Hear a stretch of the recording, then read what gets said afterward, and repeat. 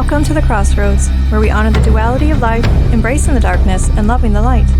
Together we'll explore spiritual philosophy, mythology, shamanic practices, witchcraft, and more. Join me as we journey through the mysteries of life, death, and everything in between. Before we begin, a quick disclaimer. This podcast is for informational and entertainment purposes only and not professional advice. Please use your own discretion and enjoy the show. Hi, welcome to the Crossroads. My name is Angela Rajniganda and I'm the owner of Arcana Apothecary. So today we're going to talk about psychic attacks, what they are, what the symptoms look like, and how to clear and prevent them. Psychic attacks happen when someone or something sends harmful energy your way. It can be intentional or unintentional and can cause very real physical, emotional, or energetic harm. When you are under a psychic attack, it can cause a whole lot of different symptoms, and it can be really scary. So let's first start by talking about the different types of psychic attacks. The first being psychic attacks that come from people. And again, this can be intentional or unintentional, and this includes all curses, hexes, jinxes, or any witchcraft used against you or to harm you. And this also includes things like the evil eye, which we've talked about in a previous episode. And if you're unfamiliar with the evil eye, please go check back at some of my previous episodes. I have one specifically titled The Evil Eye. But these attacks can also come from entities that are attached to these people and not necessarily the people themselves. Which brings me to attacks from spirits or non-human entities. Spirits, ghosts, or other non-human beings can target you as well. And these are often common in places like locations where battles have taken place, the sites of murders or suicides, prisons, bars, strip clubs, casinos, or any place where lewd or addictive behavior happens, sites of dark rituals, some ancient sites, and historical sites like old dungeons or places where people were tortured or executed. Now, if you're a healer, a light worker, or someone on a very specific spiritual path, you might be a target for otherworldly beings, we'll say. They target your light, they feed off your life force, and they try to keep you in fear so that you don't step up in your power. They do this because you're a threat to them and their way of life. And a lot of these attacks show up right before huge moments of spiritual growth.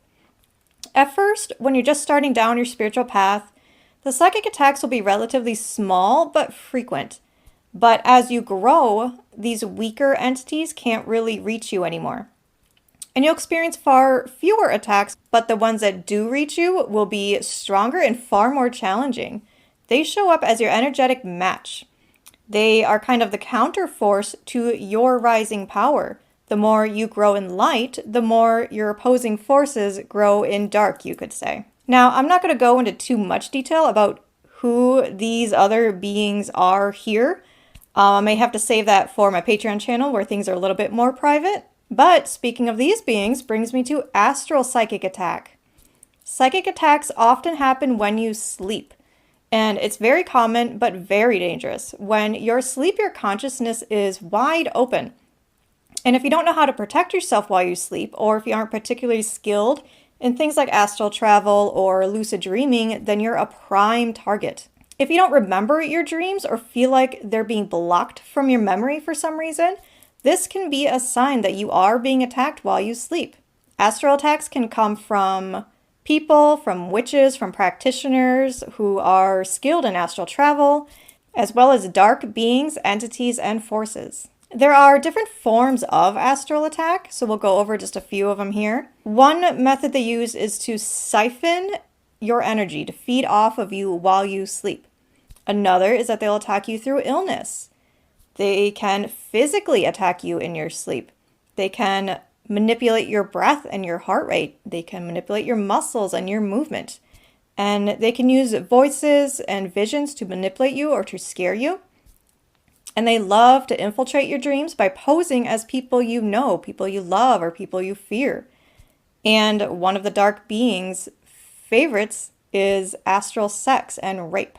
All right, so let's go over some of the signs and symptoms that you might be under a psychic attack. While we're kind of on the topic, symptoms related to sleep and astral attack would include waking up tired and unrested, waking feeling sick or unwell, nightmares or dreams of being attacked, and constant dreams about one person in particular, dreaming of disturbing sexual encounters or rape, waking in the night with pain in the genital or anal region, sleepwalking, talking in your sleep, and sleep paralysis.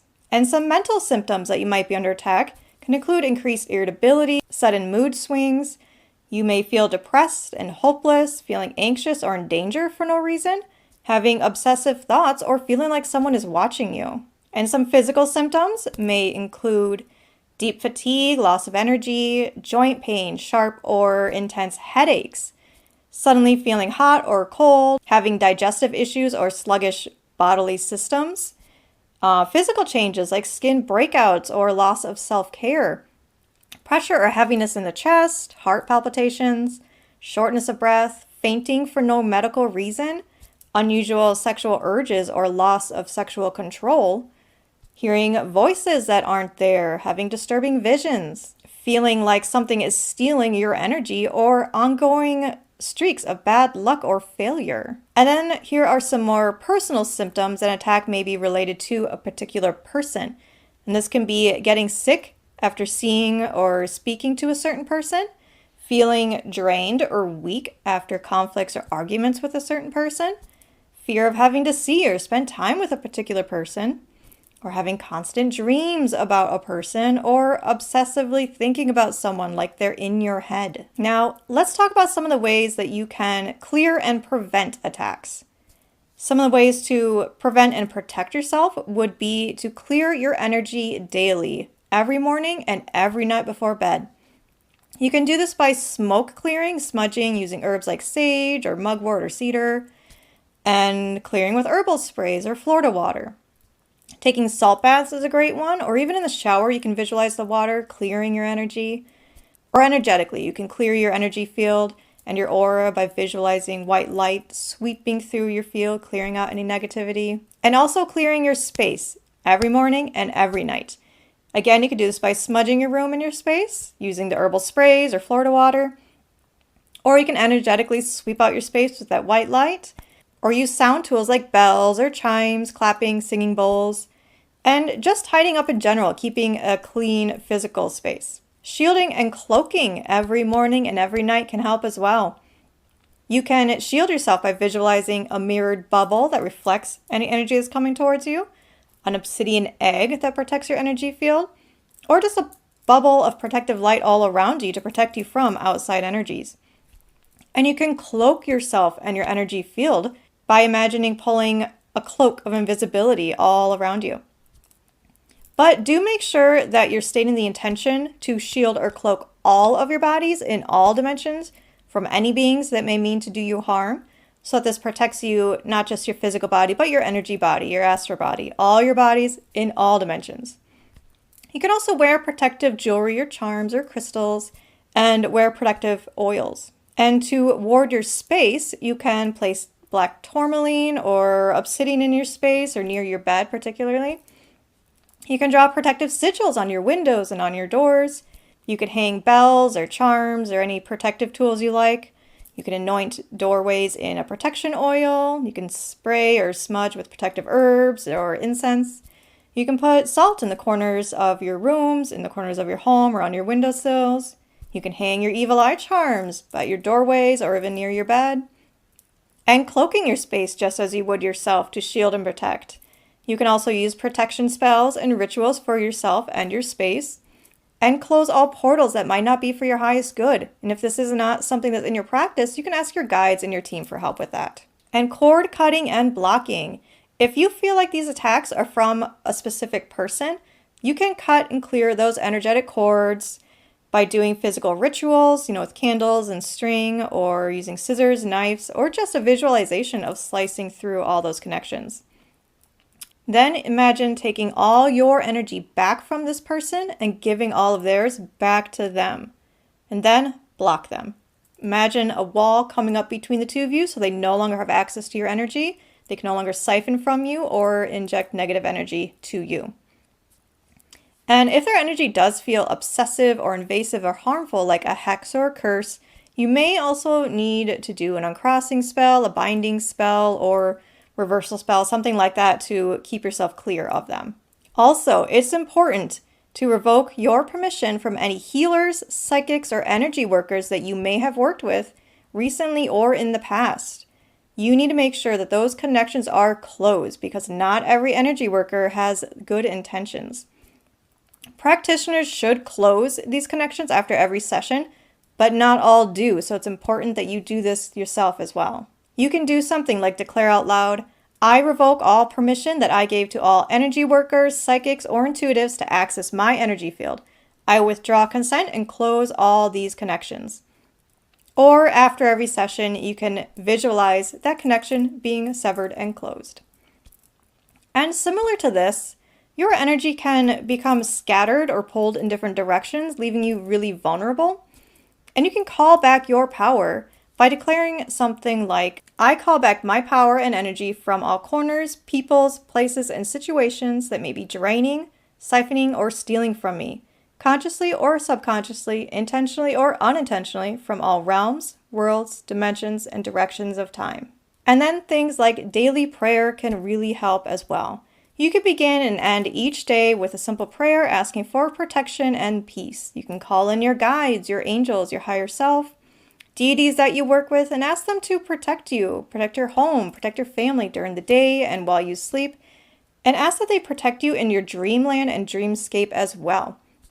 You can also ask for the help with clearing and shielding and cloaking and stuff like that as well. Psychic attacks are very real and they can be really dangerous, but you are not powerless in this. You are far more powerful than these attacks or these beings. You just may not realize it yet. And that's kind of their whole goal, is to make you think that you're weak, make you live in fear so that you never rise up and claim your power. So take the precautions to protect yourself, but don't do it out of fear. You want to kind of imagine these attacks and these beings just like mosquitoes. You know, you can protect yourself from them, swat them away, but know that you are the stronger one. You are far more powerful than they are. And with that, I want to thank you for joining me today. If you would like a more in-depth video on any of the topics or techniques that I mentioned today, please let me know in the comments. And I might do a follow-up video specifically on the astral sexual assault and rape and the types of beings that do these kind of things and why. But that may have to be on the Patreon channel because that's a little risky thing to talk about here. But until then, thank you for joining me here today, and I'll see you next time. Thank you for joining me at The Crossroads, which is brought to you by Arcana Apothecary. Visit me at arcanaapothecary.com and connect on Facebook, Instagram, and TikTok. Don't forget to like, share, and subscribe so we can continue this journey together. Remember, there's a time for love and light, and there's a time for raising hell. Until next time, I'll meet you at the crossroads.